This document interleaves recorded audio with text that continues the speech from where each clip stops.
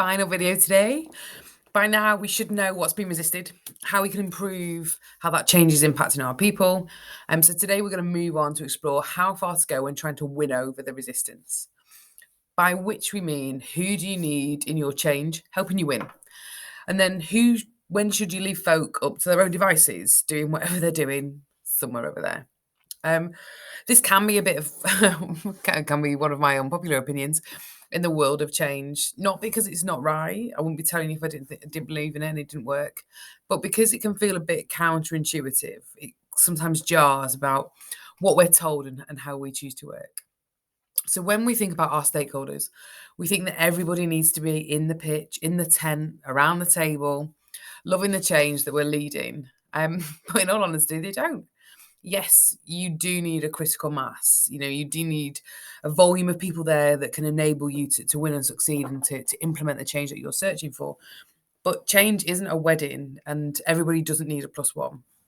So we advocate for engaging the willing and working with the able, and basically sorting out whoever is left a bit later.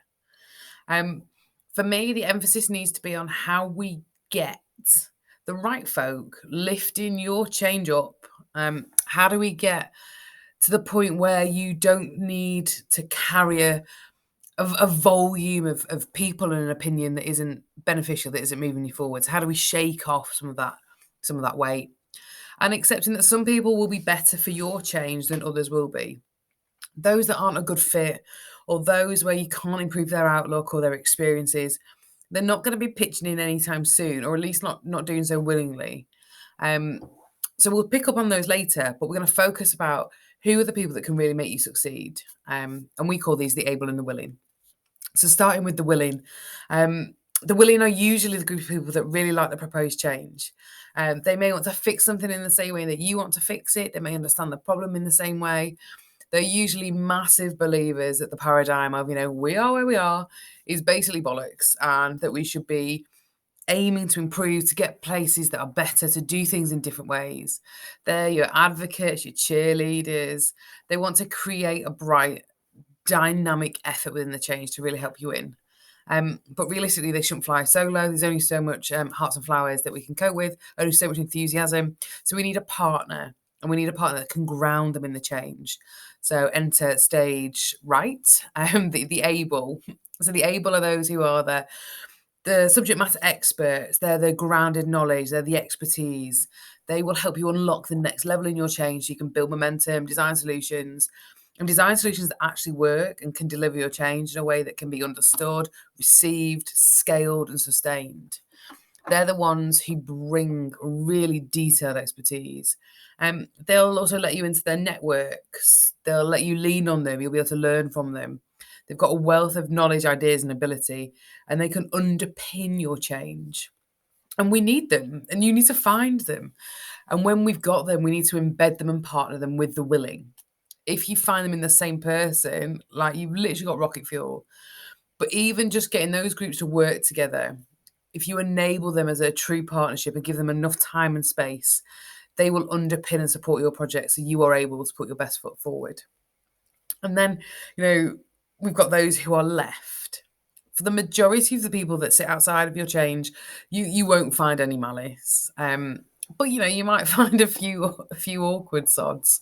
But we've all been there. We've all been that person. In the main, most will be apathetic. But some will just literally be doing cooler stuff than you. They won't be in your gang. It's not in their ballywick. They're not going to be coming along on your journey. They don't need to. So let them be. There's always an effort, a desire. The people that don't love it, to try and get them to come with you, a bit of begging and pleading, seduce them with a cupcake and a launch balloon. But what we want to do is help them find their place in the change, and that's not always in it. So those that join and become part of the willing and able, smashing. Everybody else, just let them be. Don't exclude them. Create and bring them in to share your ideas, to share the change in a way that is accessible and understandable. Let them understand the impact. Let them help you make your change better by them challenging you. But stop chasing them. Stop burning time on them. Stop begging them to be a part of your club, and get on with it without them. Now, that's the brutal part is the letting go, but it's also where you spend your time and where you spend your effort. So today's challenge is very much around reflecting on who you are spending your time on and what it is you're achieving. Because I think you'll be surprised about the effort you are putting in to either individuals or groups of stakeholders and the benefit that you're getting back out from them. So I want you to have a look at the people that you're talking to, who are you fighting for, who are you desperately trying to bring in, who you're trying to get as part of your club, um, and see what you uncover, see what you find. As ever, we would love to know in the old comments what you're unearthing, what's happening in your world, and whether you want to think or do differently about who you're trying to get involved in your change and the value that they're bringing. And then that will bring us to the end of the miniest of mini series. We hope that our little experiment has given you some nuggets. We hope it's helped you find your way in a little bit to think and do slightly differently. As ever, we would love to be a part of your journey. We'd love to talk to you if you think we can help. There's absolutely no hard sell today, so don't panic. Go and get yourself a cup of tea. Do your activity, do that challenge. Let us know how you land, and we hope to catch up with you again soon.